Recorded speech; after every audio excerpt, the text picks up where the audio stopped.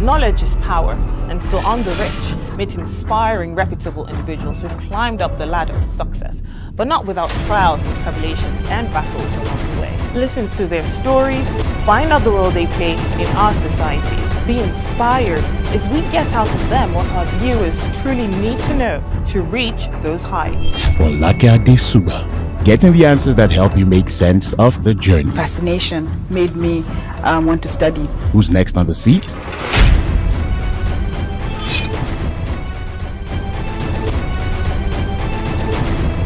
Find out on The Reach, weeknights on NCTV.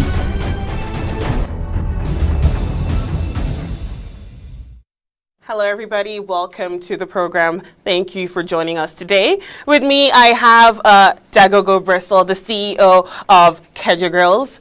Thank you for joining us. Thank you for being on the show. Compliments of the season. Hi, Merry Christmas. Thank you for having me. Now, we're going to start with the most important question here that including my team want to know. Did you bring us any chicken? Yes, I did. So after the interview, you did? We shall. Oh my God! Did you hear that? Can my team hear that? I think we've been thinking about Keja's sizzling, grilling chicken. If you've had it, you all know what we're talking about. Welcome to the show. Thank you now, very much. You're from River State. Pardon me. Are you married? No, I'm not. Okay, he's single, ladies. Yeah, unmarried. Unmarried. So we have a bachelor. So we have a bachelor from Rivers State who spent most of his life in Abuja and Paris. Now, tell us about your early years and your life in Paris. What was that like?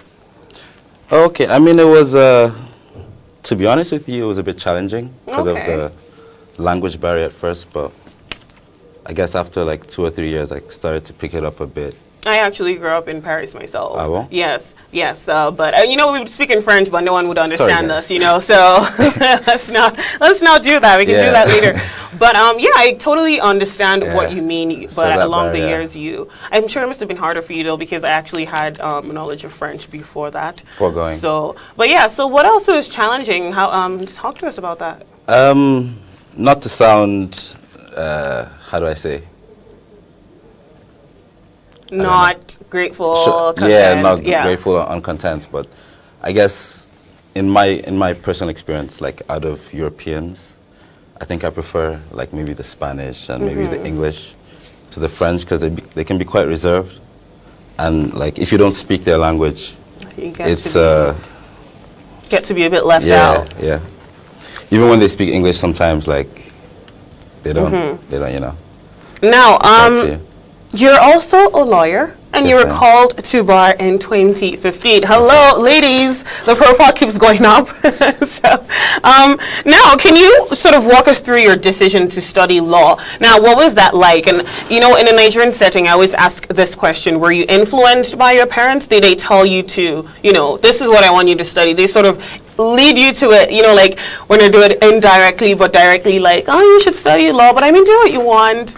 How did you get there? To be honest with you, yeah, I mean, I think the Nigerian parent has a lot of influence on the decisions that their children make, but I actually have no regrets. I'm quite grateful to them actually for pushing me towards that course of study, because I think it's one profession that kind of prepares you for a lot of things in life, whether you want to be a lawyer or you don't in the end want to practice law, but it broadens your horizons and it gives you a certain way of thinking and applying yourself to things that stands you in good stead. Okay. Now I want you to tell us a little bit more about your journey, but first we're going to take a break and we'll be right back. Stay with us, people. Thank you.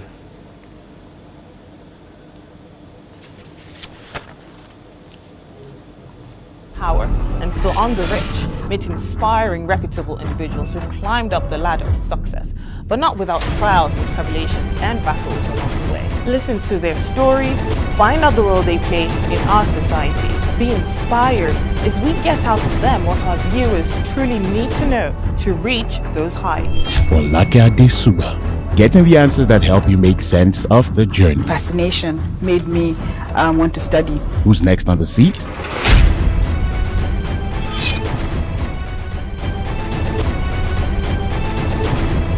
Find out on The Reach, weeknights on NCTV.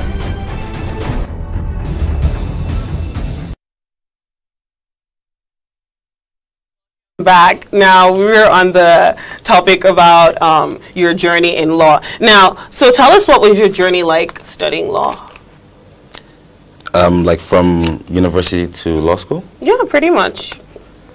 Down from the part where, you know, you decided, okay, I'm going to study this, and what was going through your mind? Was there a battle? What was the challenges like, down to the basics, every, you know, little detail that you faced? I mean, the first thing I would say that I noticed is it was hard, man.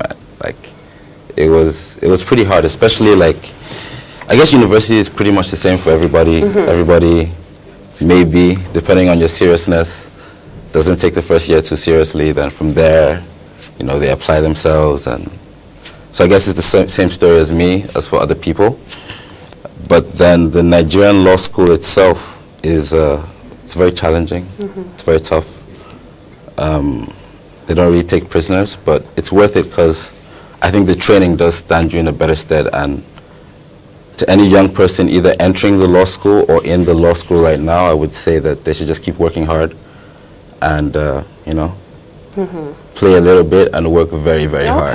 It's not like play hard and work harder. No, it can't play work. a little bit. You can't play hard in law school, people. I hope you're getting that. Now, what was your experience like being called to bar? I think I have some pictures. Let me see if my team can get those pictures up for us. But what was your experience like being called to bar? To be honest, it was actually a very proud moment for me. Yeah, it was a proud moment for me because I actually had to go back to law school. Not only my close friends really know this, but I actually had to go back based on, like I said, it was really hard. And I had a family tragedy during my law school year that took me away from the law school for about 3 or 4 months. Not to make an excuse, but yeah. So when I was finally called, it was a beautiful thing. I was very happy.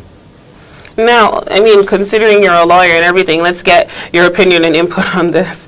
I'm sure you know where I'm going with this, but we've been talking about this topic for a while. It's been trending, but there's a recent case about, you know, a woman not wanting to take off her hijab for the, you know, the ceremony. And we've had, you know, we've had different banterings and up and downs, and people have different opinions about this situation. I'm sure you've heard of it. What's your take on that? Do you think you know, it's law and it's very serious and it's a tradition that's been going on, some people should just heed to the rules, or what's your take on it?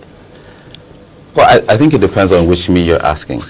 Because if you're asking the me that is like a lawyer or like let's go into two here. Let's go with one part and we'll get into the other part. Let's have your two opinions. Okay, so like as a lawyer who has been called to the bar, I think all of us know that when we stepped through those doors, there were certain requirements, there were certain traditions, there are certain attires that we must wear.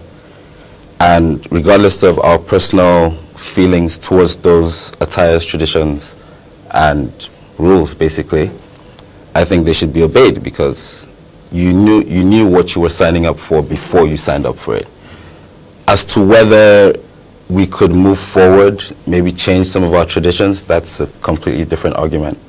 But so far those traditions are in place, then I think they should be respected. That's as a lawyer. Okay, now let's hear your other opinion. As a Nigerian. Oh, okay.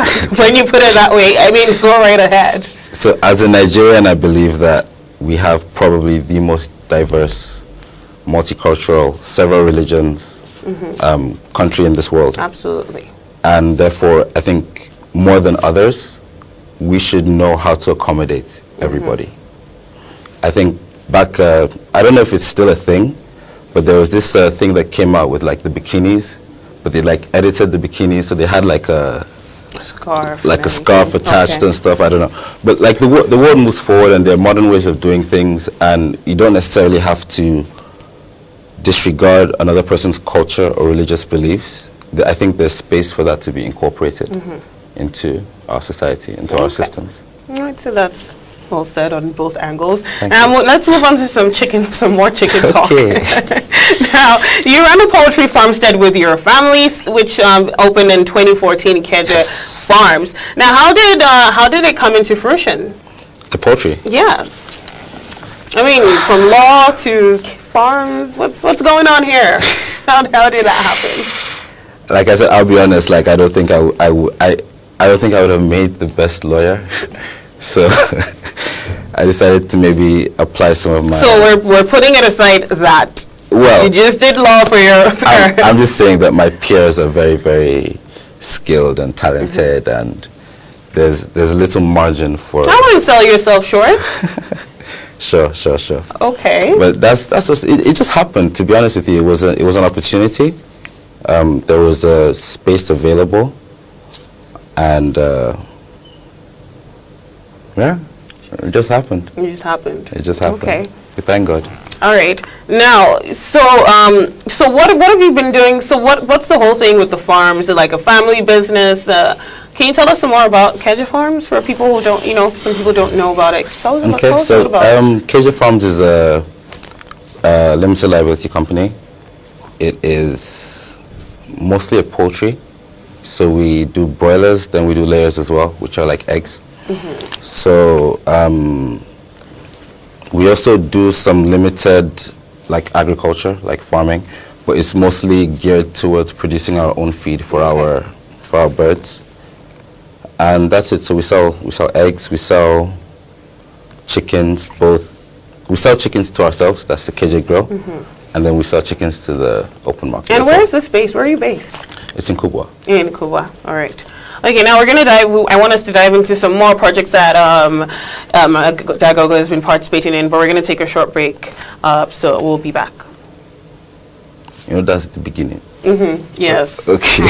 And so on the rich, meet inspiring, reputable individuals who've climbed up the ladder of success, but not without trials and tribulations and battles along the way. Listen to their stories, find out the role they play in our society, be inspired as we get out of them what our viewers truly need to know to reach those heights. Folake Suba, getting the answers that help you make sense of the journey. Fascination made me want to study. Who's next on the seat?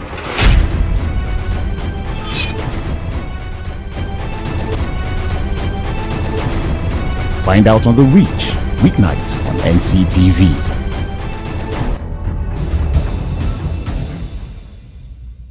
Knowledge is power, and so on the rich, meet inspiring, reputable individuals who've climbed up the ladder of success, but not without trials and tribulations and battles along the way. Listen to their stories, find out the role they play in our society, be inspired as we get out of them what our viewers truly need to know to reach those heights. Folake Suba, getting the answers that help you make sense of the journey. Fascination made me want to study. Who's next on the seat?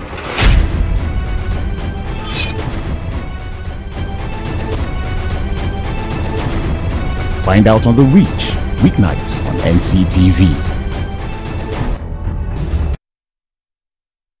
Welcome back to the program. Now, you started attending, social events like festivals, Abuja Picnic, Jam Rock, Food Expo. I think I have some pictures capturing you amongst several of those activities. And I was like, around September 2016. Yeah. So, what led to that? So when we opened the farm, I was still at law school, but I was still kind of trying to help out a little bit.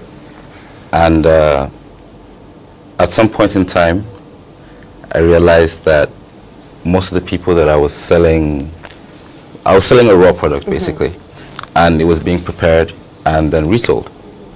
And I felt that I had, let's say, not necessarily the experience, maybe experience in taste, but then experience in innovation maybe, to look into that as well. So then we started preparing our own produce and also selling it, and it just kicked off from there. And then, so on the 20th of January 2017, you then opened Keja Grill. Correct. So what led you to make that choice? How did they spring into action? Did you just wake up one day and say, I want to have a restaurant that sells real good chicken? I wish. Funny story. The guy that introduced me to events, like the first event I ever went to, his name is Joseph Abu. So, like, he introduced me to a couple more after that, and then down the line, like during events, we tended to be like placed closely to each other, and it just seemed like he does cocktails, Crazy People cocktails. So it just seemed like his product and my product went really well hand in hand together. And you know the old saying, you should strike while the iron is hot. So absolutely. In January, we decided to start something together. And so what was the whole process like? You know, what challenges came up? What was that like? I think finding a space that I liked was probably the hardest part. And then like having a vision of what the space could be compared to what it was when I found it was also quite difficult. And then everything like step by step, like sometimes you feel like I really want this now, but then you know the limit of your investment and you know the limits of your margins. And you're like, well, I want this now and I might need this now, but I have to wait. And that patience came to me a bit slowly. Now I want us to take a look at a video of your Kedja Grill and how it's been progressing, but let's go on a short break first and we'll take up that video right when we get back. Stay with us. And so on the rich, meet inspiring, reputable individuals who've climbed up the ladder of success, but not without trials and tribulations and battles along the way. Listen to their stories, find out the role they play in our society, be inspired as we get out of them what our viewers truly need to know to reach those heights. Folake, getting the answers that help you make sense of the journey. Fascination made me want to study. Who's next on the seat?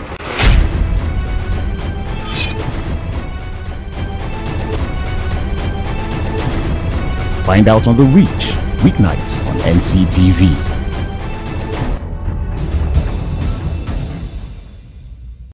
Knowledge is power, and so on the rich, meet inspiring, reputable individuals who've climbed up the ladder of success, but not without trials and tribulations and battles along the way. Listen to their stories, find out the role they play in our society, be inspired as we get out of them what our viewers truly need to know to reach those heights. Folake, getting the answers that help you make sense of the journey. Fascination made me want to study. Who's next on the seat?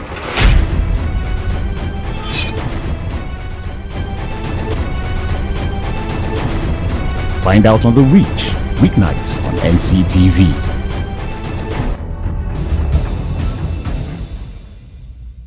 Knowledge is power, and so on the rich, meet inspiring, reputable individuals who've climbed up the ladder of success, but not without trials and tribulations and battles along the way. Listen to their stories, find out the role they play in our society, be inspired as we get out of them what our viewers truly need to know to reach those heights. Folake, getting the answers that help you make sense of the journey. Fascination made me want to study. Who's next on the seat?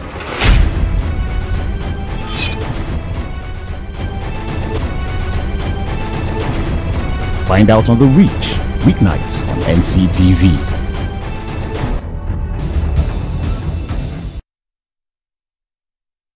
Welcome back. Now, as promised, here's a quick flip through a video of Kedja Grill's doing what it does best. Let's see if my team can pull that up for you.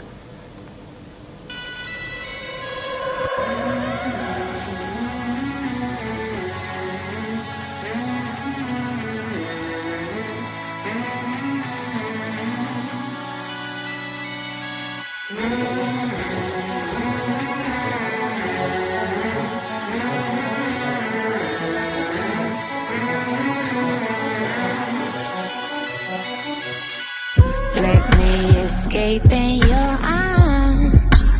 Baby, I'm yours.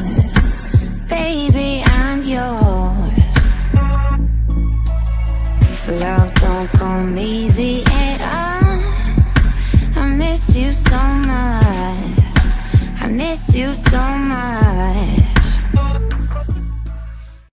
Knowledge is power, and so on the rich, meet inspiring, reputable individuals who've climbed up the ladder of success, but not without trials and tribulations and battles along the way. Listen to their stories, find out the role they play in our society, be inspired as we get out of them what our viewers truly need to know to reach those heights. Folake, getting the answers that help you make sense of the journey. Fascination made me want to study. Who's next on the seat?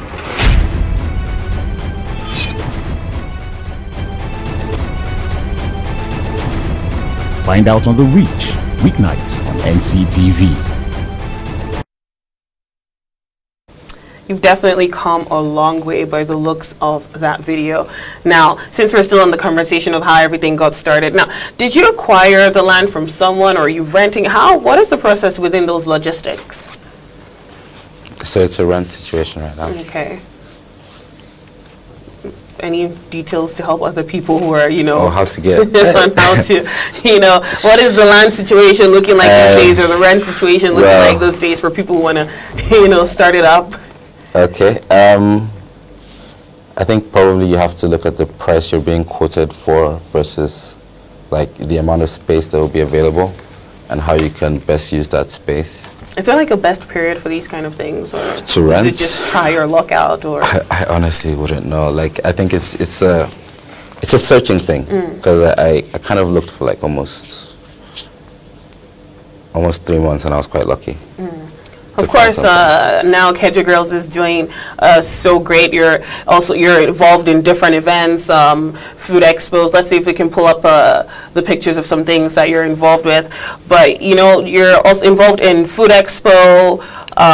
You were even at Celebration, and I actually know this because I was there, and I actually got some Cajun chicken myself. I mean, I don't have a picture of that, but let me see. Has my team put up the video yet? No, not yet.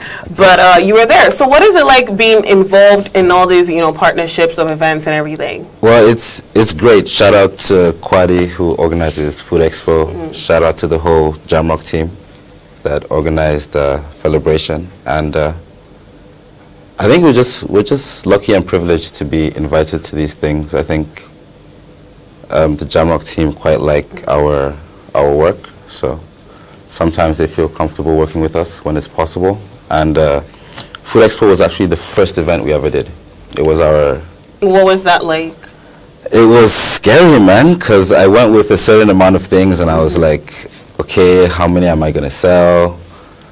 And by the grace of God, it moved, so it's good. But it was the first, you know, first time of doing everything is always like. Really. And what was it like being at Celebration? It was such a great night. There were so many people. People were hungry. People wanted some chicken. Oh, there you go. That's your team over there. You know, people wanted some chicken and everything. So what was it like being there? That night was crazy. I mean, I don't know if you were there, but I know your team was definitely there. I was there, but you know, the party was so amazing, so I kept trying to like trying to get a enjoy a little bit of the party and then go and get some chicken, you know. But it was great. It was, like I said, it was just very privileged to work with such partners. Now, what plans do you have for the future, you know, of Kedja Girls? Or is that top secret? Is it locked up in a briefcase somewhere? That's a tough question. It's a tough question to answer. Leaving aside the secrets, I guess just keep praying to God, keep growing. No expansions anytime soon? Maybe a Port Harcourt branch or any something like that? I don't know, man. I don't know. We never know. Step by step. I think God has been faithful, so if that's the next thing. Now, how are you able to brand yourself? You know, branding is something that's definitely very important these days, down from your logo to how you present yourself, and you know, just branding overall as a package. You know, there might be some youths watching, and you know, they want to take it all in and see how to brand themselves if they're, you know, taking up a similar venture. So how did you go along, you know, with branding yourself? Yeah. Okay. I think one thing about brands is like if you focus on like the name of the brand, it might not really help, because there will be some people that like whatever name you choose, and there will be some people who do not like whatever name you choose. But an important thing for any brand name is that it should be memorable. It should be easy to pronounce or say. So like, I don't think it's wise to have a brand with more than like 3 syllables or 4 syllables in a word, you know. So like, for example, if I want to say Hulua Basanjo Cafe Restaurant, that's not a good idea. It's too hard. You know, we want people to be able to easily remember what you're doing. But to me, more important than the name, what your brand is. Every brand is a standard expected. So if I go to McDonald's, I know what I'm expecting in terms of food. I know it's supposed to be fast, it's supposed to be this, it's supposed to be that. If if I go to somewhere else, you know, let's say in Abuja here, let's say I go to Ivory Place. It's also a brand. But I know it's more of like a fine dining, you know, high quality, high class food. So what's the vibe of KJ Grills? What's the vibe? Let the young people know out there. You know, tell them what the vibe is like. I think you actually chose the word. That's what it is. Oh, KJ okay. Grill is Don't a vibe. forget, ladies, he's a bachelor. So tell the ladies about the vibe out there. You made me shy now. Okay, that's what it is. KJ Grill is about the vibe. It's about good people meeting, having good food that's affordable but tastes amazing. We have the most extensive cocktail menu in Abuja. I noticed there was some crazy cocktails somewhere in there. I don't know if we can pull that picture up, but we can definitely use some of those around here. You know, and Fridays are always crazy. It's like a pre-turn-up spot. So. Do you hold like any special events or anything like that? We do maybe sometimes. Karaoke night, something, you know? Karaoke, we wanted to do karaoke at one point. We decided to pause till next year. But definitely, because we had our beginning in events, so sometimes we do events at the grill. Like we had an old school night at some point, so like all the music was just like 70s, 80s, 90s. We're planning a Caribbean Calypso night for today, actually. And yeah, the only thing is we don't open on Sundays. Okay. If my team goes missing by the second half of today, I'm going to blame you because I'm going to know where they ran away to. I know. Now, for anyone out there who's, you know, trying to start up a restaurant, I actually know a couple of friends who are, you know, looking into the business of starting something up like that. What's the words you'd advise them on? Any words of wisdom? What would you leave them with? What would you want them to know? Quality over profit. Quality of? Quality over profit. Quality over profit, okay. So quality over profit. Do you care to expand on that? Not really. Not really? It's kind of a secret. Oh, okay. Okay, that's all. Okay, I was joking. Basically, you have whatever quality your food is, it should be a standard quality. You should maintain that quality. And then you should try and establish the quality of what you're serving before you think about making money from it. Okay. We're going to take a short break before we round up here. We'll be right back. And so on the rich, meet inspiring, reputable individuals who've climbed up the ladder of success, but not without trials and tribulations and battles along the way. Listen to their stories, find out the role they play in our society, be inspired as we get out of them what our viewers truly need to know to reach those heights. Folake Suba. Getting the answers that help you make sense of the journey. Fascination made me want to study. Who's next on the seat?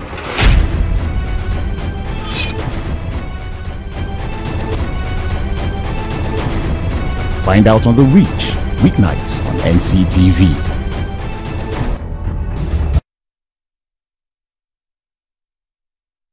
We're just going to wrap up over here. So now, what's in store for the future for you? Are you done with law? Are you into just the restaurant business, which is like business? What's going on now? I honestly wish I knew. Like, sometimes I think about it, like, what is the next step? Because low-key, sometimes I feel like it would be good to practice, you know. Did you ever practice at one point? I have not yet practiced, no.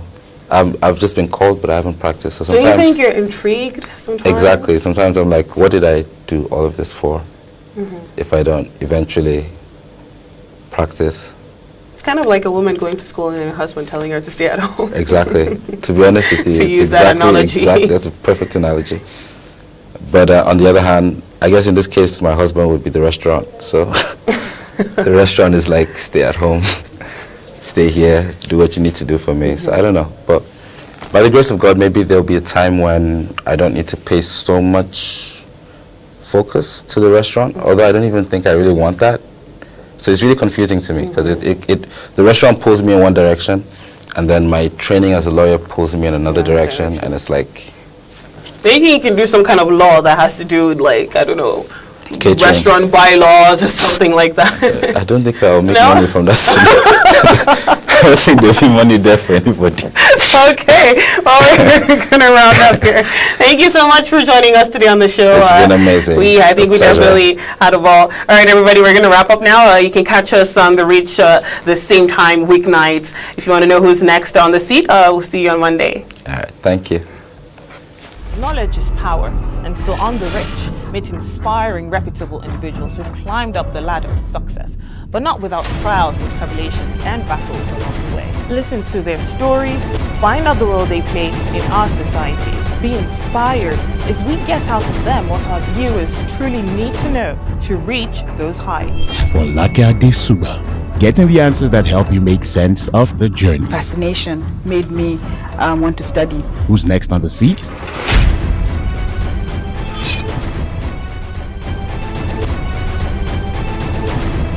Find out on The Reach, weeknights on NCTV.